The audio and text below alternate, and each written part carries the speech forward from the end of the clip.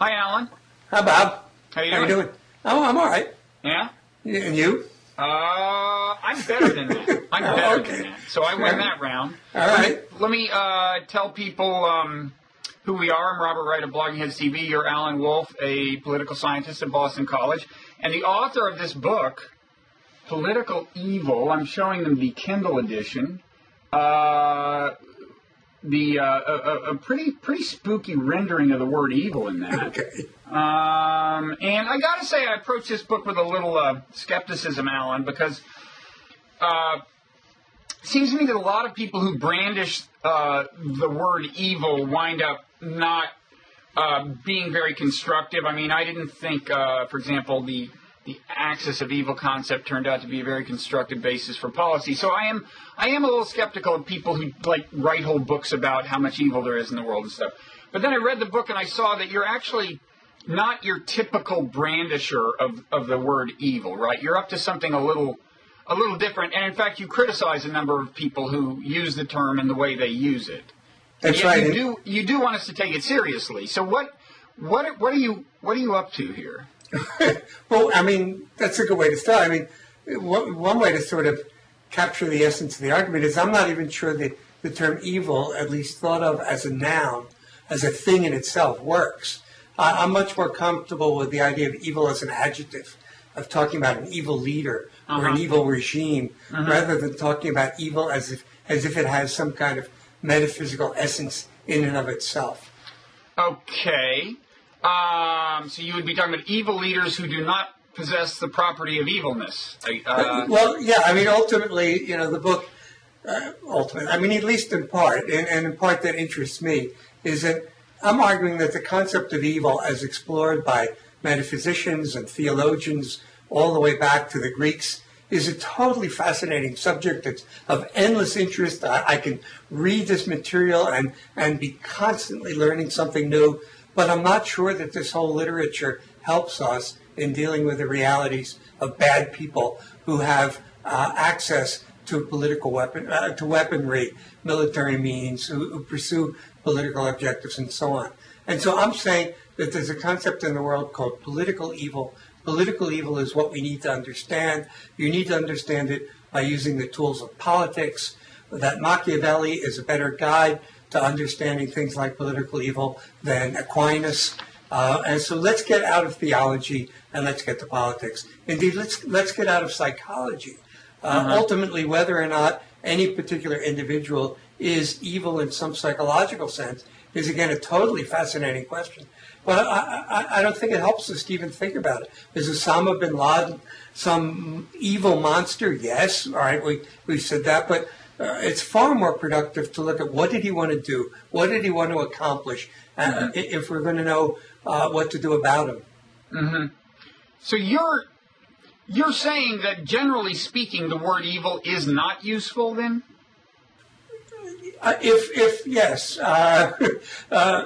no. Let me put it this way. I mean, I do think that there are evil leaders in the world. I think we have to do something about them. I consider myself, generally speaking, in the school of thought that might be called liberal humanitarian, that we have a responsibility to protect people against the evil designs of their own leaders. But I'm extremely cautious about some of my colleagues, both in the liberal camp and in the neoconservative camp, who I believe find evil in too many places. Because the more evil you find in the world, the more you have to obligate yourself to intervene. And there's only a certain amount of intervention that any society, including our wonderful society, can do successfully. Yeah. Not to mention the danger that intervention may lead to other evils, or at least other bads. And maybe before we move on to kind of politics, let me at least get clear on that. Are you saying that evil is something more than bad? I mean, something more than just morally bad, right? That's right. I mean, I'm one of those who would rather err on the side of deflating the concept of evil than inflating it. I mean, to me, when you have a century like the one that just passed, which contains such monsters as Adolf Hitler and Joseph Stalin and Mao Zedong and Pol Pot and others, you really want to reserve the category of evil for people who truly are above a certain line. I think that someone like Muammar Gaddafi is a horrible person. I actually have a personal interest in him because my cousin was aboard Pan Am 103, and his ashes are scattered over Lockerbie, Scotland, because of what Gaddafi did. But to equate him with Hitler and to sort of inflate the concept of evil so that a whole lot of people are included in that category, Slobodan Milosevic and so on. Yeah, they're all evil in some sense. I wouldn't say that they weren't. But I just don't know how much we gain by finding as much evil in the world as some other people are inclined to do. Well, who's an example of somebody who's used the term too broadly in your view, say in contemporary, thought or contemporary politics? Some intellectual or politician. Yeah. Over the past 10 years or so, what's an example of the promiscuous use of the term evil? Well, politically, the Bush administration probably the worst offender in these terms, with the president using the rhetoric of evil very, very inappropriately. I'm no great fan of the philosopher Peter Singer, the utilitarian philosopher, but he made a very, very interesting point. He sort of counted the number of times the president used the word evil in his speeches in his first 3 years, and he wrote a very interesting book with an ironic title of The President of Good and Evil, and talked philosophically about how much the president abused the term. But Bush is an easy target in a sense. I mean, he's a politician. It's not even that he was in charge of his own policy. I'm one of those people who believes that Cheney was essentially pulling the levers, at least in the first few years of the first term, which is what we're talking about here. Intellectuals, however, there are a number of them. I have things to say, for example, about the historian and political scientist Daniel Jonah Goldhagen, who wrote a book called Worse Than War, who, I cite, I hope respectfully, but also very critically, as an evil inflationist. Paul Berman is another writer who, in my opinion, does this. I think Christopher Hitchens does it as well. Now the latter two are both big fans of the term, and maybe all three for all I know, of the term Islamo-fascist. Yes, all three are, as is people like Daniel Pipes, another one that comes in for serious. Yes. Go ahead, Bob. I'm sorry. Well, I'm just going to say, is there a relationship between that conceptualization and thinking about evil more broadly than you recommend? Oh, absolutely. I mean, since fascism is probably the most evil political system of modern times, if not of all time, to link Islam with fascism the way that term does is essentially to leave the implication, not even essentially, it's to leave the implication that Islam itself is evil. Now, different writers will say this in different ways. Almost all of these writers will say, of course, I don't mean to indict all of Islam. In fact, Daniel Pipes actually puts a number on it. He says that 15% of all the Muslims in the world adhere to the evil version of Islam. A nice number. 15% of a billion people is actually a lot of people. So there's a kind of, oh, no, we recognize that, there are good Muslims and bad Muslims. But the term Islamofascism essentially links a religion with the most evil regime that we know. And so clearly, that would be probably the prime example in contemporary political discourse of the tendency I'm warning against. And by the way, if I may, it's more than just the term. There is a little cottage industry of books. I've sort of lost count of how many there are that point to the fact that the Grand Mufti of Jerusalem during the 1930s rather, who belonged to a very prominent Palestinian family and may or may not, we don't exactly know, have been related to Yasser Arafat, was a big supporter of the Hitler regime and provided propaganda for the Hitler regime. And some people are even claiming that Hitler's anti-Semitism stems from his introduction to hatred of Jews that originally came from Muslims. So, there's this, I think, is a wildly oversimplified history, but it's certainly part of the movement that I'm talking about. So, what kinds of specific policy mistakes do you think have been encouraged by, language like evil, Islamofascist, kind of a very, I guess you would say, broad conception of the enemy and a very dramatic conception of the enemy? Well, policy mistakes, policy errors. Shall we start with one of the greatest policy disasters in American history, the war in Iraq? The war in Iraq, I think, was almost a direct result of a mistaken understanding of the nature of evil. There's a fellow that lives nearby here in Boston named Canon Makia, an Islam, a dissident from the regime of Saddam Hussein, who wrote a book called The Republic of Fear. It's actually a very good book, and he's a very interesting person, and I think personally an idealist at heart and a good person at heart.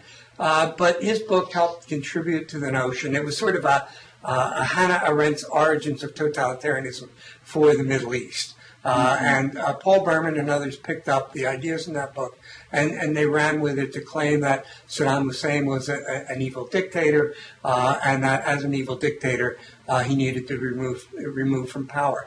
There was a huge, I think, almost gargantuan policy mistake in all of this, and it comes down to one simple question.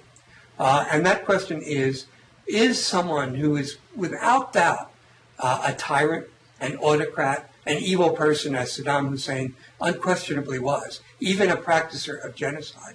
But is any such person necessarily an expansionist the way Hitler was? I mean, Hitler's evils were two. He was both ruthless, of course, against the Jews and other enemies at home by exterminating them, but he also had designs on other countries. In order to make the world free of Jews, he had to conquer the rest of Europe. So it's been assumed ever since that anyone who's oppressive to his own people will try to expand his regime abroad. But there's no necessary reason for that. I mean, Saddam was certainly had intentions on his nearby neighbors, but Iran was his great enemy, and he rarely had any intentions outside of the Middle East per se. Okay, so but let me ask you, I mean, on the one hand, you're saying you think in this case applying the word evil to Saddam Hussein was misleading in a very damaging way for us, and yet you just applied it to him, right? I mean, yes, so you're saying what are you saying? He's evil, but we shouldn't really say that too often, or what? I'm saying that it is appropriate to. I mean, I said, as we began, that this notion of evil as having some essence, I find unhelpful, but I'm perfectly prepared to say that there are particular leaders who are evil. What I'm trying to argue in the book is that because the term evil has been so misused, that when it's used, there is this tendency to say that anytime we use the word evil, we're describing someone as Hitler-esque. We're describing engaging in any kind of diplomacy with such a person as Munich or as appeasement, that you can't appease evil and so on. And that's where we got into so much trouble. Yeah, that's a question. That's kind of the question I had. I mean, okay, we're back. And what happened is that my power went out, and it's still out. So now I'm being... Somebody's evil. Evil. I started to ask about evil, and evil descended upon me. And the sun is descending, so I don't know how much more, I've now been deprived of artificial light. So I don't know how much more time we have. But I was about to ask something like, what psychological buttons get pushed by the term evil? I mean, how is it exactly that when, say, Americans started thinking of the threat they faced after 9/11 as evil, how exactly does that mislead people as to what they should do in response to the threat?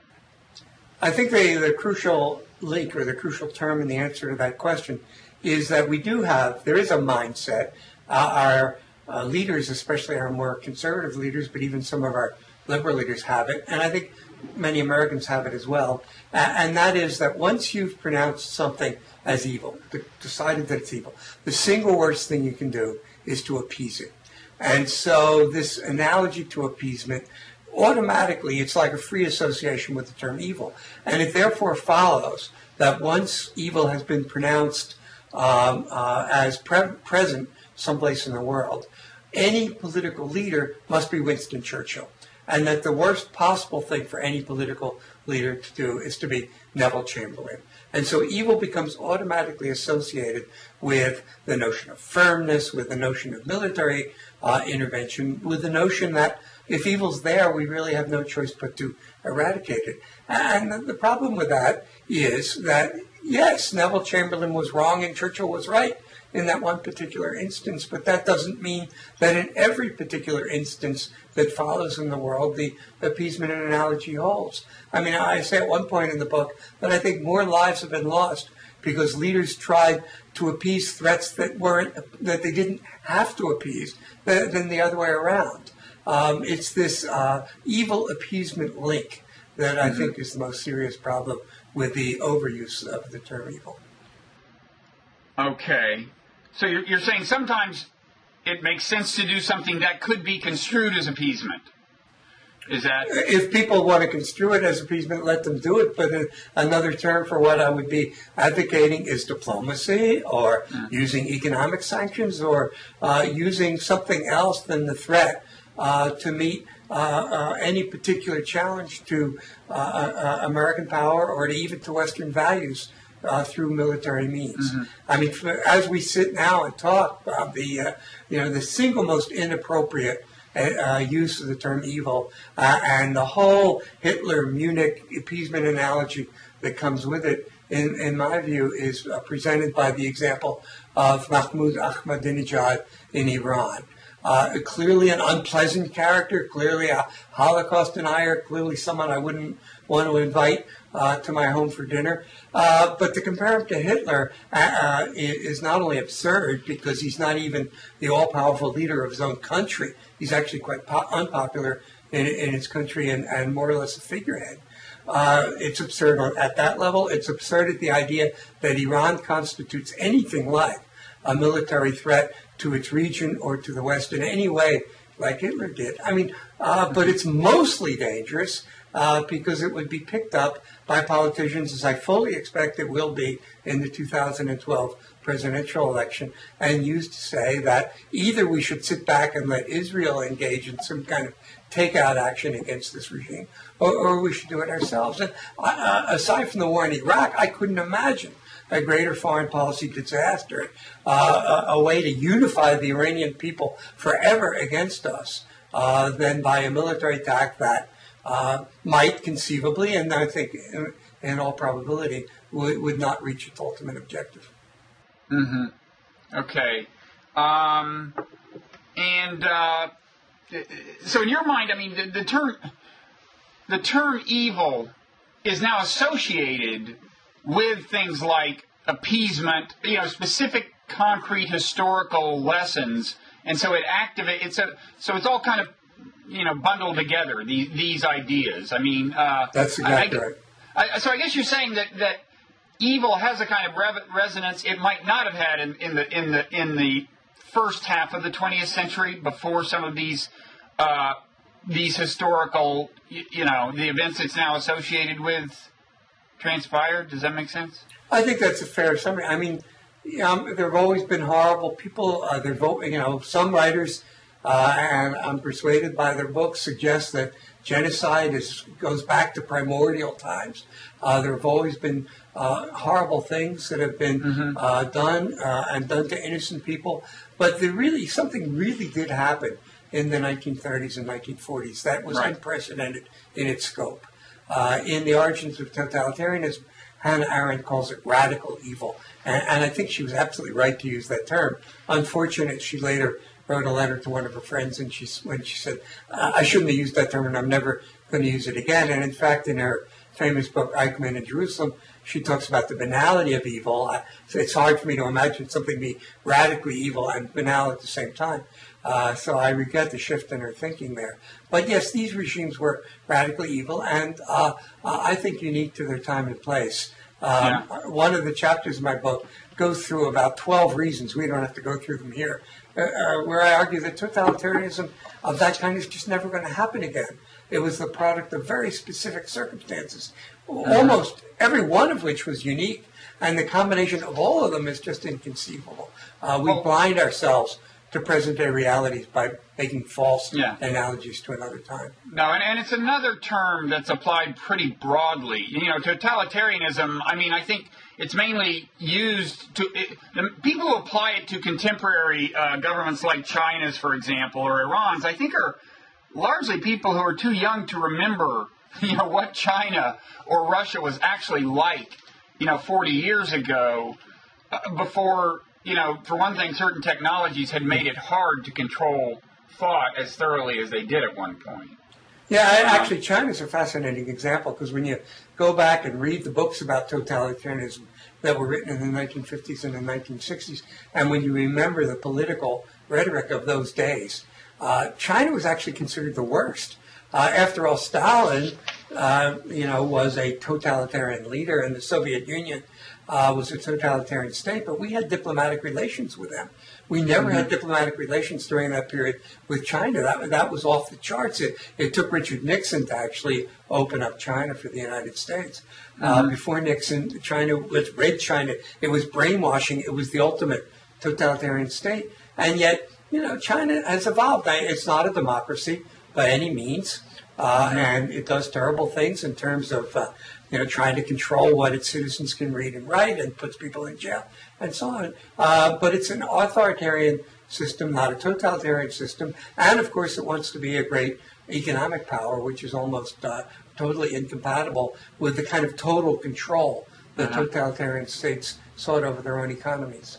Let me ask you a question about some things you call evil.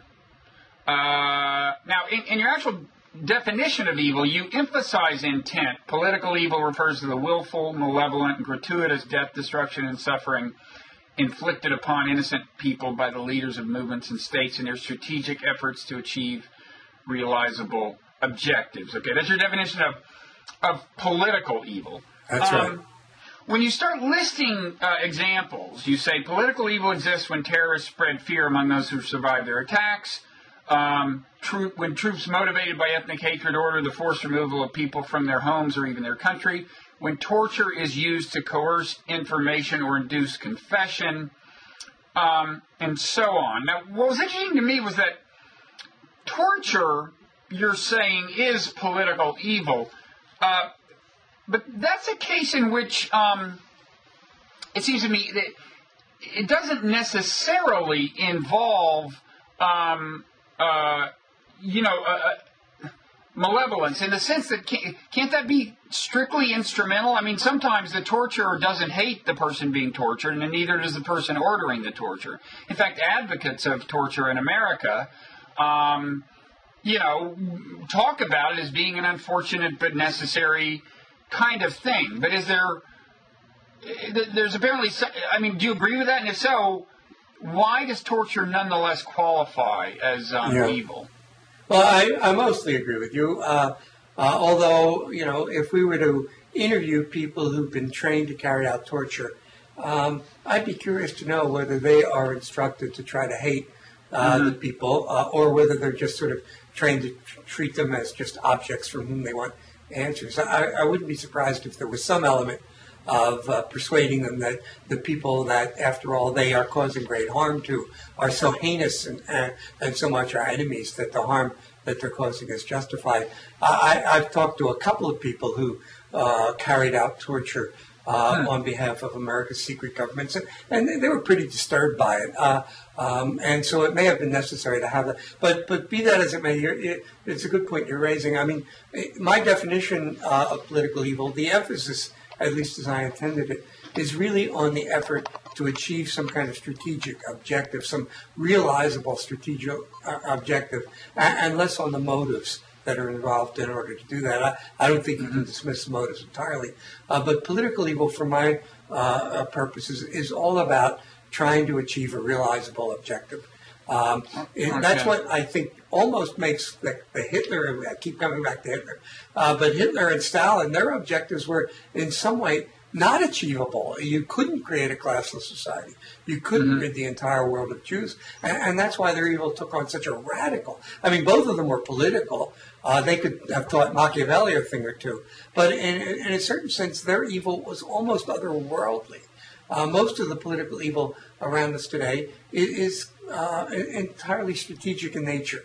An ethnic cleanser like Slobodan Milosevic caused amazing amounts of evil and harm to other people, but he lacked Hitler's grandiosity. He was more or less a colorless bureaucrat, just trying to seek an objective. His objective was Serbia for the Serbs. Unfortunately, that was achievable, or something very much like it was achievable, and that's why he carried out his deeds.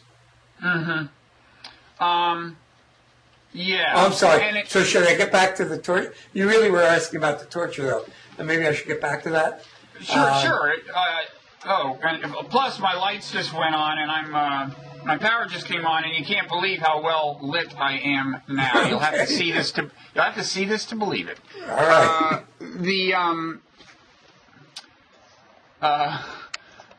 Okay.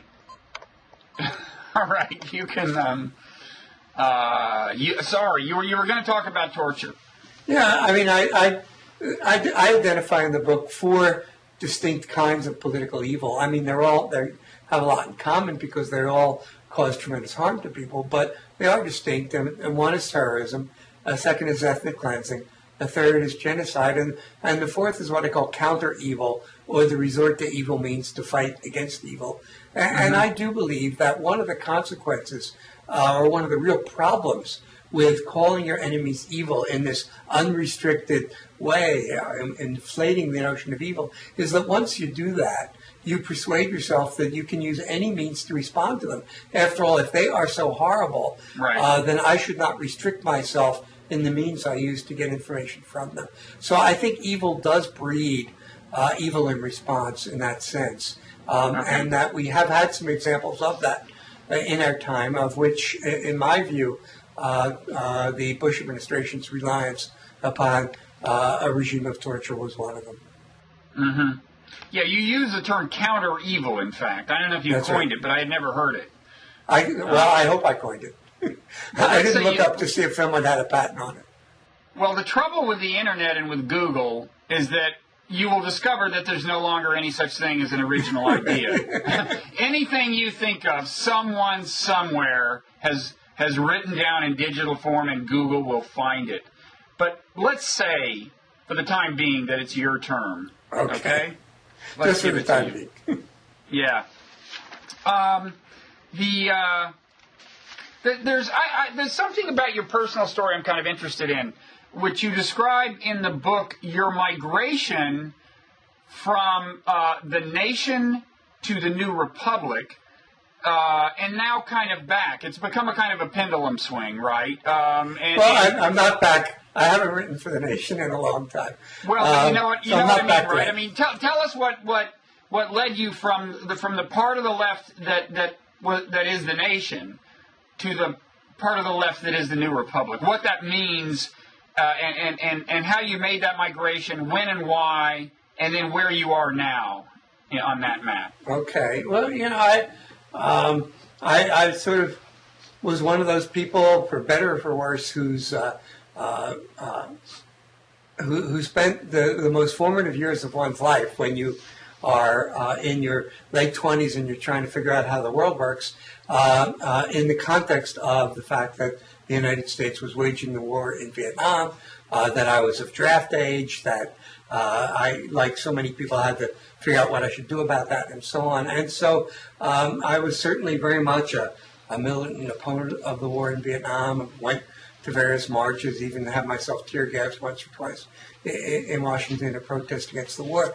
And The Nation magazine was the magazine for anyone who aspired to write about politics those days, who shared those views. And when, I actually forget how it happened, but when I started first to write for The Nation, I was really thrilled. The original, or the first editor that I worked with there, was a wonderful man named Terry McWilliams. And then he turned it over, and Victor Navasky became the editor, and I've had a soft spot for Victor all my life, even now that I no longer write for them. But, the nation, at least from my view, was a little too close to people whose views I considered to be increasingly irresponsible, especially Alex Coburn.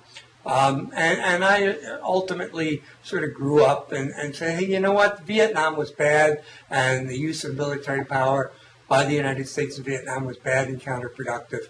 But sometimes it may be necessary for the United States to help other countries, especially the victims of their own leaders. And there are at times and places where foreign intervention may be necessary to stop evil from taking place. And I was certainly one who followed the events in the Balkans, the genocide in Rwanda, and began to question the sort of left-wing kind of anti-militarism, anti-isolationist viewpoint that, for fair or not, I identified the nation with. Many people who shared that perspective were writers for the New Republic. And when an opportunity presented itself to start for the New Republic, again, I was thrilled. I thought the New Republic was the best magazine in America. I thought that its editors, and particularly Leon Wieseltier, who I worked with most, was simply the absolutely best editor in America. And the opportunity to write for a magazine that I considered very serious, very thoughtful, especially about these matters, was just one that I couldn't resist. Now, I'm in this book, I'm critical of a number of people who write for the New Republic, not of Leon. I don't mention Leon in the book, but I do talk about people. You can criticize him now if you want, Alan. No, that's all right. Okay, who do you criticize in the book who writes for the New? Who writes? Well, I mentioned earlier Goldhagen and Paul Berman. If you want other names, Jeffrey Herf would be another name. The person that gives me the most serious reservations about criticizing is Samantha Power, whose book on genocide was one of the most moving and morally powerful books I've ever read. But I've read it a number of times, and each time I read it, I find it increasingly problematic, and I find myself more and more critical. So I would include her in that category as well. So, I should also say, on the other hand, that there are other people who write for the New Republic that I found myself very much sympathetic to. David Reef, Michael Kazin, John Judas. And so, I don't consider myself hostile to the magazine. But the New Republic is well known for being, what you could roughly call a magazine for liberal hawks.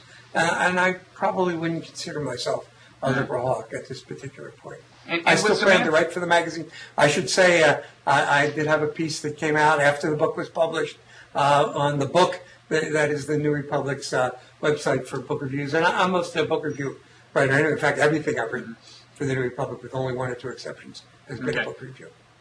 Well, let me ask you one more question before we sign off. You talk about the benefits of disaggregating evil, or disaggregating political evil, I guess, right? That's right. And why don't you pick one of them? They're downsizing, localizing. These are different ways to disaggregate. Calming, contrasting. Right. Why don't you take one of these and illustrate what you mean by reference to, recent policy issues, say in the war on terror. Sure. I mean, one of the themes I teach at Boston College, and the library at Boston College is the O'Neill Library, named after Tip O'Neill. And Tip O'Neill's most famous phrase is, "All politics are local." And one of the arguments of the book really is that most political evil is local. It's the product of local circumstance. And so I'm against the notion of globalizing evil, of comparing Al-Qaeda to some kind of globalization movement and so on. I think we need to, but by disaggregation, when we talk about terrorism and when we talk about a terrorist movement like Al-Qaeda, we have to disaggregate it. Al-Qaeda in Indonesia, Al-Qaeda in the Middle East, Al-Qaeda in the Philippines. In other words, terror in local circumstances, because most terror is local. So that's what the idea of disaggregation means. But now, does that get you into the business of looking at so-called root causes, local causes of the discontent that leads to terrorism? And is it kind of that that really puts you at odds with some people who use the term evil, right? I mean, don't some people by using the term evil mean that the problem isn't analyzable in terms of these root causes, right? I mean, to people who take evil seriously in a really metaphysical sense, it's almost part of the definition that you're not going to find an adequate explanation at that level, right? That's right. I mean, again, if I were to pick sort of someone who represents the way of thinking that I'm arguing with in the book, it would be someone like the Harvard Law professor Alan Dershowitz, who essentially says that terrorism is evil and that because it's evil, you should never, ever, it is wrong, it is morally reprehensible to even ask the question of what might lead someone to become a terrorist, because the minute you do that, you're on a slippery slope to recognizing that perhaps they have reasons for it. And so he says we should never talk to terrorists, we should never engage with, or I can give you another example who I talk about extensively in the book, and that's a political philosopher I very much admire, but happen to disagree with, named Jean Bethke Elshtain at the University of Chicago Divinity School, who says essentially the same kind of thing. Evil, they say, transcends politics. To link evil and politics is wrong, and of course that's what I do, because politics takes place with a give and take of compromise and negotiation, whereas evil exists on another plane beyond all those things. Now, I really say that, maybe that helps you, maybe it might make sense of a phenomenon like terrorism. But if we're serious about controlling terrorism, we really have to look at what motivates the terrorists and what local causes they engage in. Yes, we have to respond politically to political evil.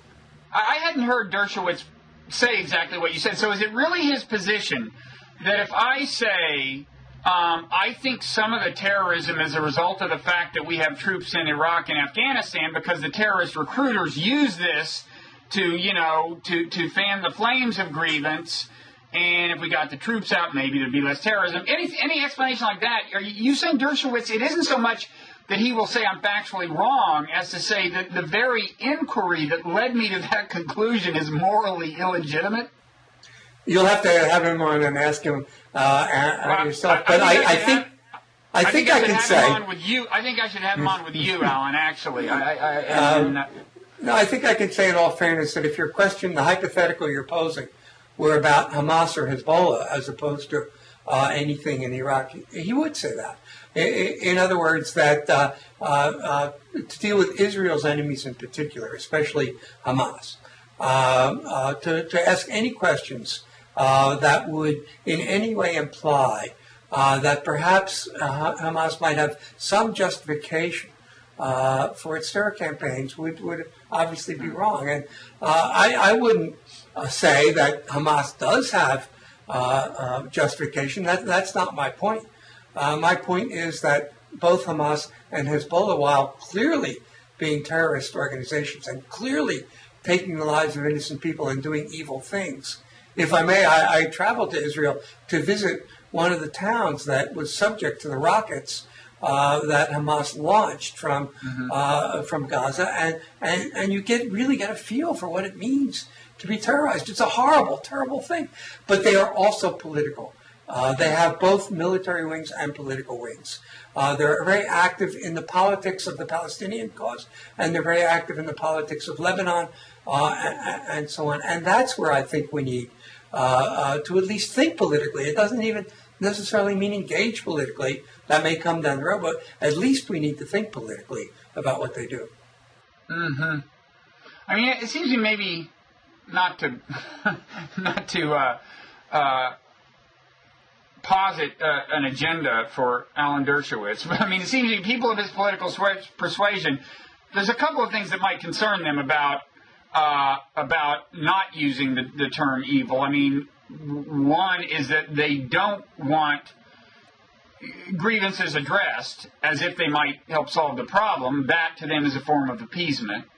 And the other may be just that, if you start looking at grievances, it's a way of humanizing the people, right? That's right. And the other thing about evil, and you probably find a lot of historical instances of this, is it's taken literally to mean that the person exhibiting the evil behavior is no longer really a person. They've literally been possessed by something that has rendered them not human. And maybe that even today, though we no longer talk, so much about literal possession, most of us, maybe there's something about the term evil that makes it easier for us to think of the people as not people.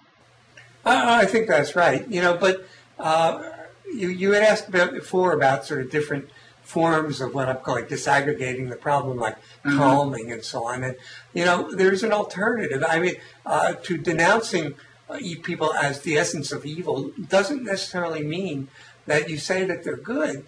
You can simply avoid the rhetoric of evil entirely. And I'm actually encouraged by many of the Obama administration's foreign policy initiatives, which I think were very effective and which simply avoided using the term.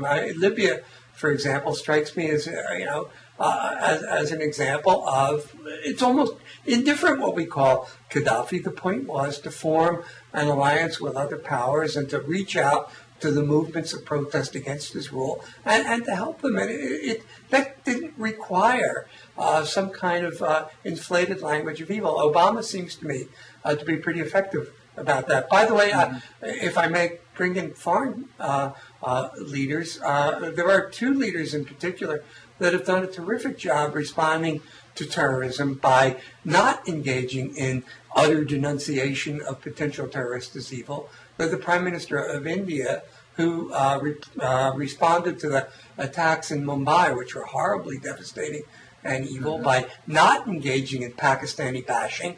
And Jose Luis Zapatero in Spain, who reacted to the Madrid subway bombings, again, with a kind of calmer language, and I think highly successfully. Yeah, you talk in the book about the difficulty, the importance of leaders like that, and the difficulty sometimes in democracies of winding up with a leader like that. Democracies do make it difficult, but India is a democracy, and so is Spain. Yeah, okay. Well, listen, thanks. We're out of time. Plus, I fear another power outage at any moment. Okay. But let me recommend the book again, and again show people at least the Kindle version of the cover if they want to do an impulse buy. It's a mouse click away. And thanks so much for taking the time, Alan. I hope you'll be back. Thank you, and I hope your power stays on. Yeah, me too. See ya. Okay. Bye-bye. Bye-bye.